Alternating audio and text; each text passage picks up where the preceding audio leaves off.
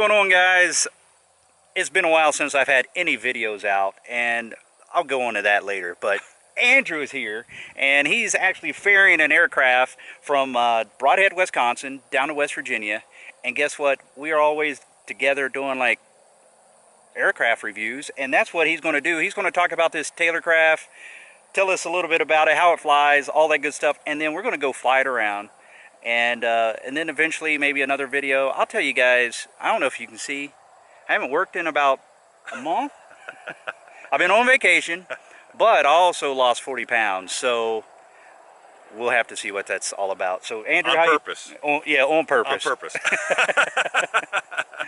How you been? Good, good. Yeah. Yeah, the party's here. It looks like it. So the dance is going to be taking place. So Andrew, let's get to it. Why don't you tell us about this airplane, and we'll start it right now. This airplane is a 1941 Taylorcraft BL-65. The L stands for Lycoming, the Lycoming engine. It was built in Alliance, Ohio, up in northeastern Ohio. March 13th, 1941, according to the data plate, was when this one was built. These were very common airplanes back in the late 30s, 38, 39, 40, 41.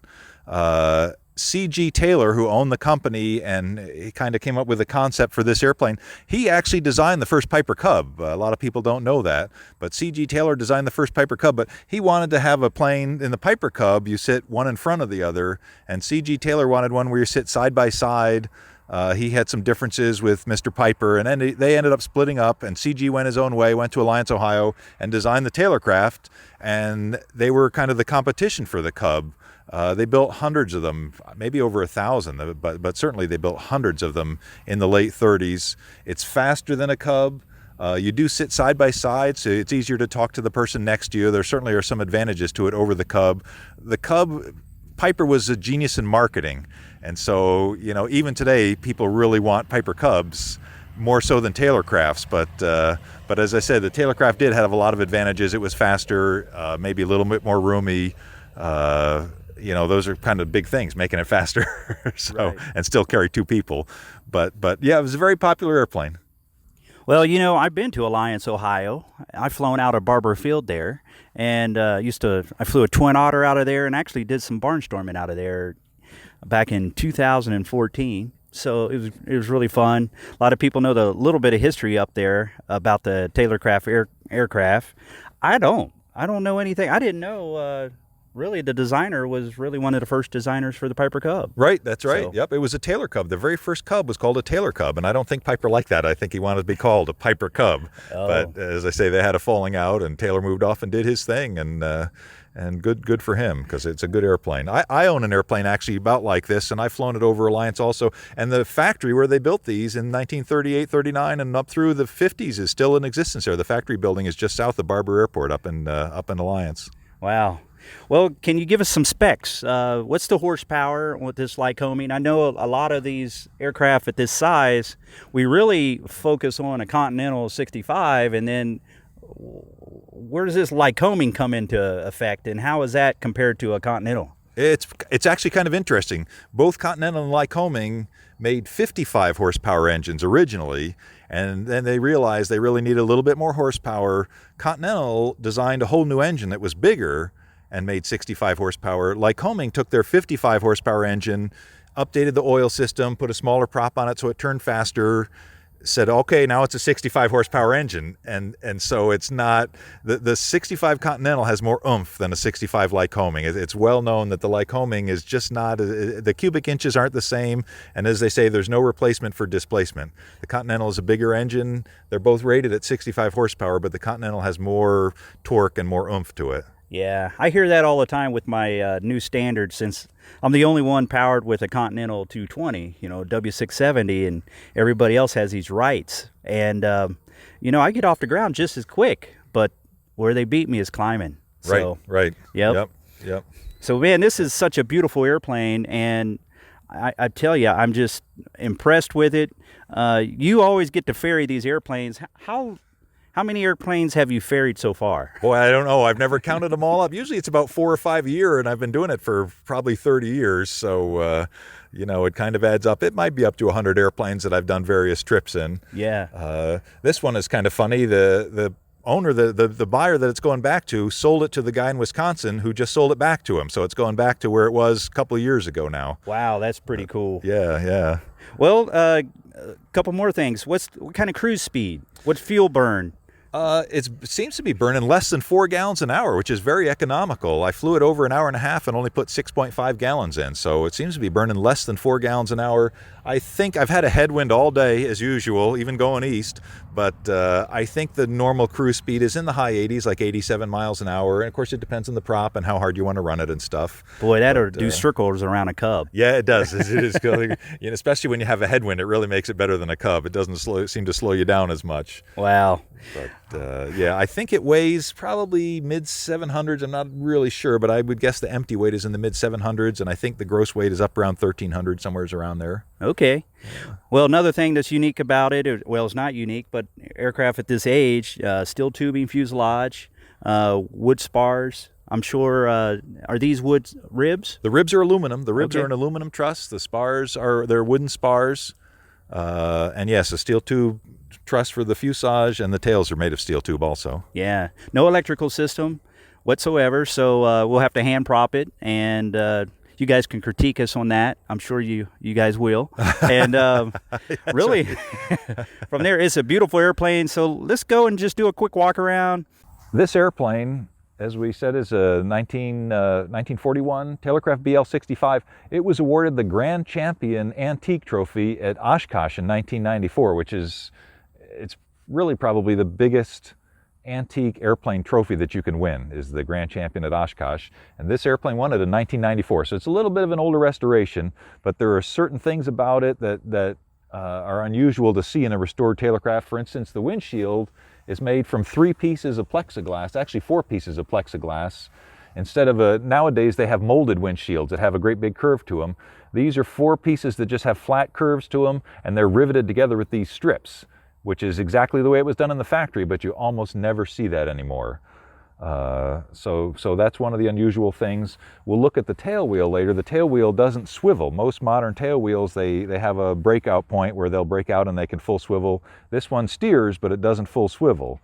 So that's different. This is the Lycoming engine we were talking about.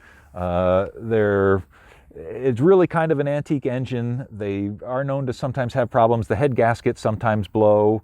The cylinder, the barrels are actually cast in part of the crankcase. So the crankcase halves and the cylinder barrels are all one part. And so if one cylinder goes bad, that whole half goes bad. The exhaust stubs, they had originally, I think they were shrink-in, and eventually they went to a threaded-in one because they would come loose. These seem to be staying tight.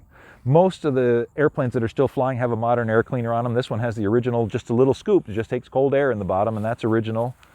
This was restored by the Baker family in Illinois in the early 90s. Tom Baker, I think, was the son, and I think Lowell Baker was the father, but it was the Bakers that restored it. It has the original shin brakes on the wheels.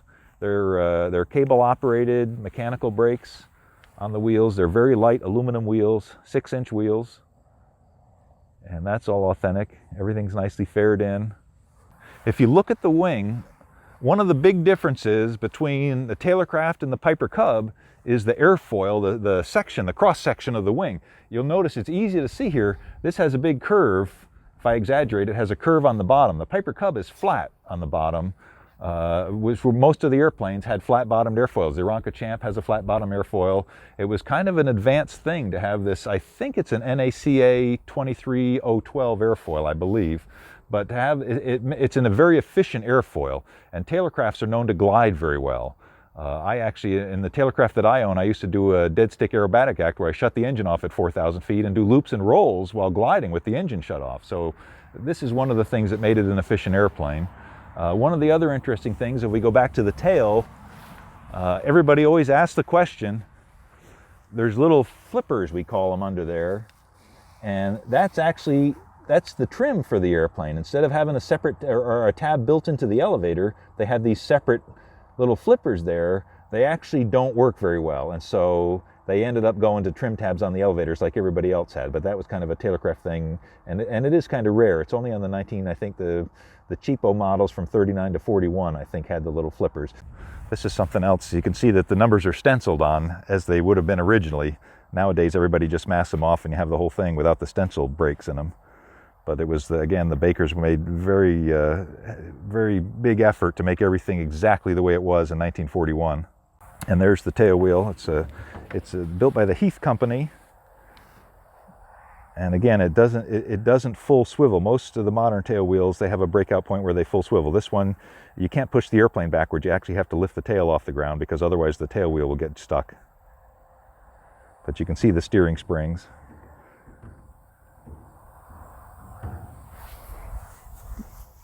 And then, so we push it around, maybe get some sun in the cockpit and film in the cockpit. Actually, now that I said that, better.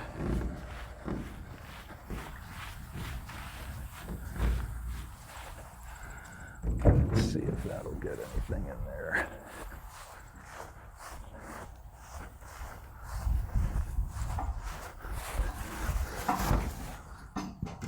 Let's see, why don't you go on the other side?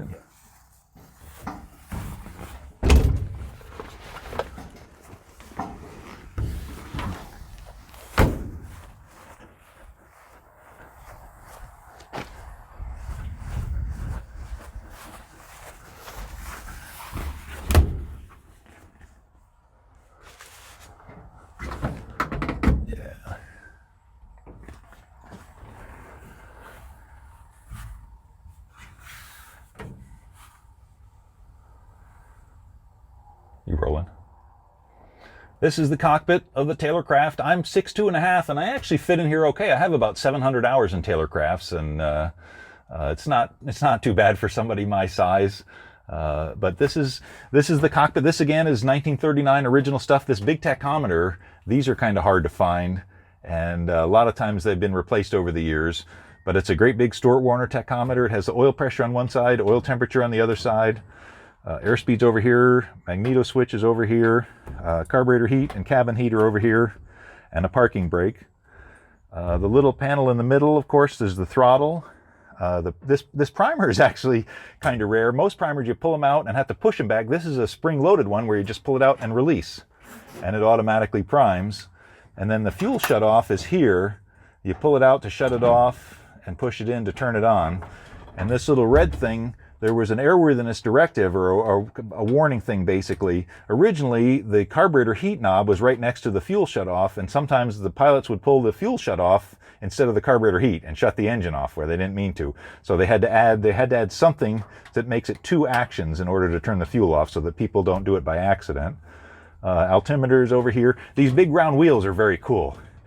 You don't see these in any other airplanes except for like great big airplanes, DC-3 kind of airplanes. But for little airplanes, these big round wheels are very cool. And I think it was a marketing thing. I think Taylorcraft wanted people to feel like they were flying a big airplane, even though it was a little airplane. So that's neat. Taylorcraft compass with a little Taylorcraft thing on it.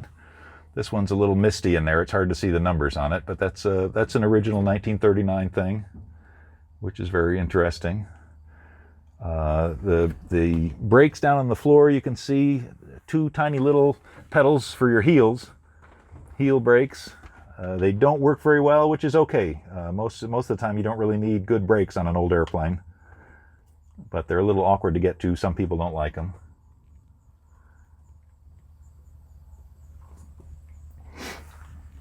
You'll notice there's no GPS or radio in here. We have a map.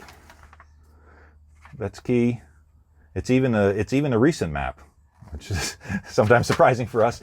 Here's the baggage back here. I think it's a 40-pound limit on the baggage, which is really plenty for most of the things you're going to carry on an airplane like this. Most of the controls, in fact, I guess really all of the controls on the Taylorcraft are cable operated, and you can see some of the exposed cables here with pulleys and stuff. These are the aileron cables going up and back, and then they go across out to either side out into the wings. The rudder cables go kind of under here. You can't really see them, but they're hooked up to the rudder pedals. If you can see carefully, it's hard to tell, but that one you can see maybe a little bit, get the sun on it.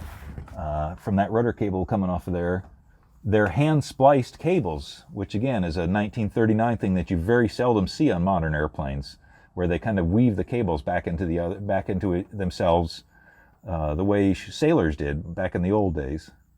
The trim tab that we showed in the back, the little flipper tabs that are under the tail surfaces, are moved by this little lever here. Under kind of, you reach down between your knees and you move this little lever back and forth, and that moves the trim tab in the back.